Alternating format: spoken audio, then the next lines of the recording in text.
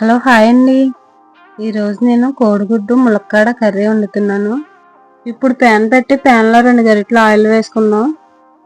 Oil వేడెక్కిన తర్వాత కొంచెం సాల్ట్, కొంచెం అర టీ స్పూన్ పసుపు,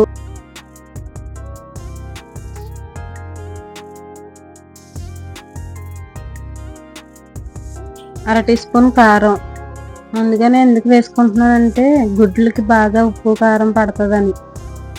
గుడ్లు ఇప్పుడు బాగా వేగనిద్దాం. ఉప్పు కారం బాగా గుడ్లకు పట్టి బాగా ఎర్రగా వేగినాయి కదా, ఇప్పుడు తీసేసుకుందాం.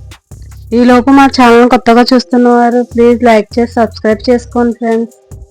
ఇప్పుడు అదే ఆయిల్లో కొంచెం కరివేపాకు, 2 పచ్చిమిర్చి, ఆనియన్స్ వేసి బాగా కలుపుకుందాం.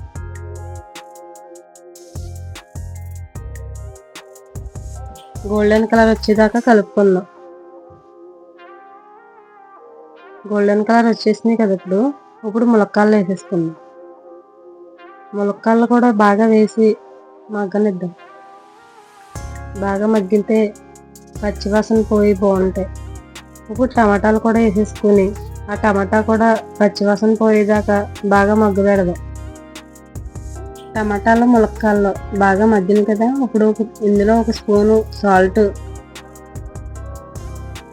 1 స్పూన్ కారం వేసుకొని కలిపేసి ఒకసారి ఇప్పుడు కొంచెం వాటర్ పోసుకుందాం. వాటర్ వేసేసుకున్నాం కదా, ఇప్పుడు గుడ్లు కూడా వేసేసుకుని గుడ్లు, ములక్కాడలు, టమాటాలు అన్నీ మగ్గేదాకా మూత పెట్టేసుకుందాం. బాగా ఉడికిపోయినాయి కదా, ఇప్పుడు చికెన్ మసాలా వేసుకుంటే మన కోడిగుడ్డు ములక్కాడ కర్రీ రెడీ అయిపోయింది. ఇది వేడి అన్నంలో వేసుకుని తింటే ఉంటుంది, సూపర్ ఉంటుంది. ఈరోజు మా ఆవిడ చేసిన కోడిగుడ్డు కర్రీ ఎలా ఉందో కామెంట్ చేసి చెప్పండి ఫ్రెండ్స్. లైక్ చేసి సబ్స్క్రైబ్ చేసుకోండి ఫ్రెండ్స్. మళ్ళీ నెక్స్ట్ వీడియోలో కలుద్దాం. Okay, thank you.